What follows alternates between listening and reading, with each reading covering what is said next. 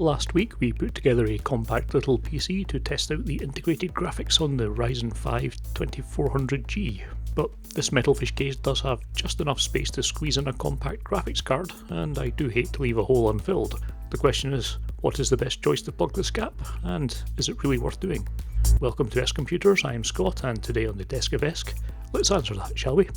The sales blurb for the case intimates that this slot should be used to slap in a PCIe to Oculent card for using with an external GPU box.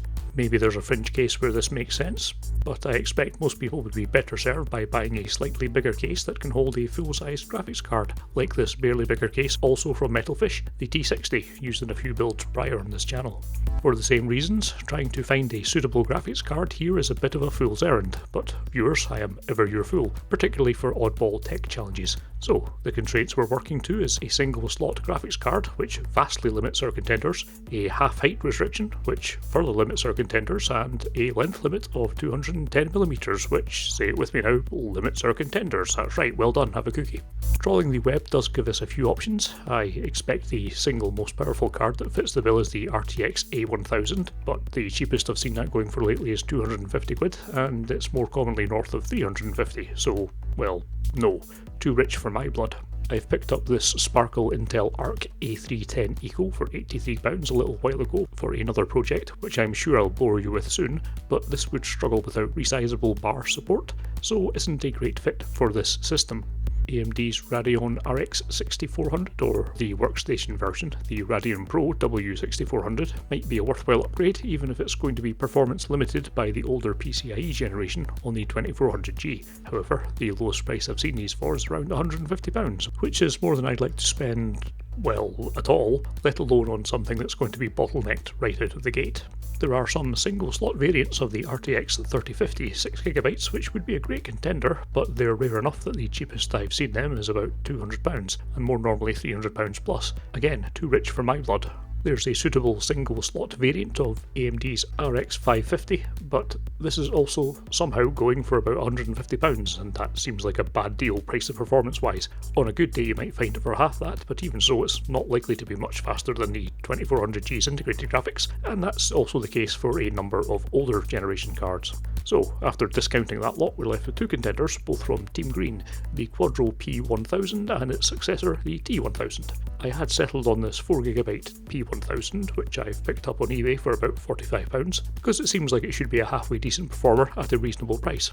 The P1000 came out in early 2017 using the same GB107 die found in the 1050 and 1050 Ti, albeit with a trimmed shader count of 512 versus the full-fat 768, and it ought to be running at 1354MHz, and has 4GB of GDDR5. Its successor, the T1000, appeared in 2021, and similarly it uses the TU117 die from the 1650 and 1650 Ti, again cut down to 896 shader units over the full 1024 of the 1650 Ti, with a base clock of 1065MHz. Both this and the P1000 have a max power draw of roughly 50 watts, so no separate power connection needed. However, the T1000 seemed to command too much of a price premium, particularly the 8GB GDDR6 variant, which is another of the barely justifiable £300 plus club, and the 4GB variant is often going for north of £150. I had discounted it, but when one 8GB card popped up for about £100, I simply could not resist the prospect of death matching them against each other. The elephant in the room here is the temperatures, as there's a distinct lack of airflow in this case. We'll come back to that, but let's see what we're getting as we compare the hell out of them, and also the Vega 11 integrated graphics in the 2400G.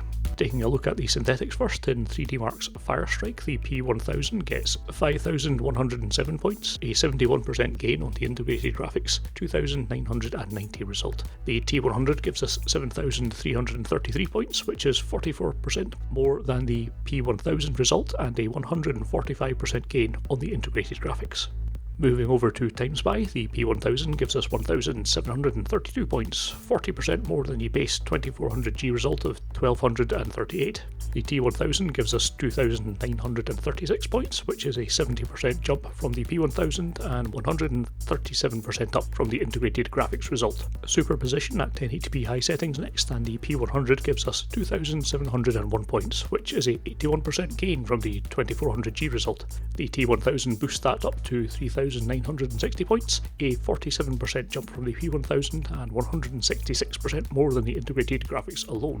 Shadow of the Tomb Raider's built-in benchmark at 1080p high settings gives us 15 average FPS with the integrated graphics alone. The P1000 increased that by 73% to 26 FPS, and the T1000 increased that number by a further 73% to 45 FPS. That's a 200% improvement over the Vega 11 base result. Counter-Strike 2 at 1080p very high settings in the FPS Heaven benchmark gave us 25 FPS with the 2400G alone. Adding the P1000 takes it up 92% to 48 FPS, and the T1000 increased that another 42% to a very nearly nice 68 FPS. That's 172% more than the base figure. Moving down to 1080p competitive settings, the P1000 gives us 123 FPS, that's 64% more than the 2400G's 75 FPS. Oddly, not so much of a gain going to the T1000, it only managing a 15% improvement to 141 FPS. Still, that's an 88% improvement over the integrated graphics. Cyberpunk 2077's benchmark at 1080p ultra settings is a bit beyond all of the setups, although for science, the P1000 gives us 13.5 FPS, which is 35% more than the 2400G's 10 FPS.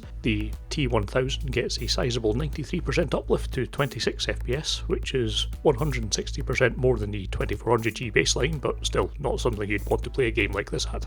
Dropping down to 720p low settings, and the benchmark gives us 31 FPS with the 2400G, increasing only 26% to 39 FPS with the P1000. There's a 72% jump from that to 67 FPS when moving to the T1000, an overall 116% increase from the Vega 11 figures. Testing some actual Cyberpunk gameplay with a run around Kabuki at that 720p low setting but with the high crowded density, the integrated graphics alone gave 23 FPS, and the P1000 increased this by 42% to 32.6 FPS. The T1000 could only give a modest 16% uplift to 37.8 FPS, that's 64% more than the base 2400G alone could give. Looking at the CPU usage figures here reveals that there's a bottleneck there, so certainly the T1000 has more to give here. Black Myth Wukong's benchmark at 1080p high settings next, with no frame gen or upscaling, and oddly there's no improvement over the 2400G's 6 FPS by moving to the P1000. There's a massive 117% boost by moving to the T1000, although that still only gets us to 13 FPS.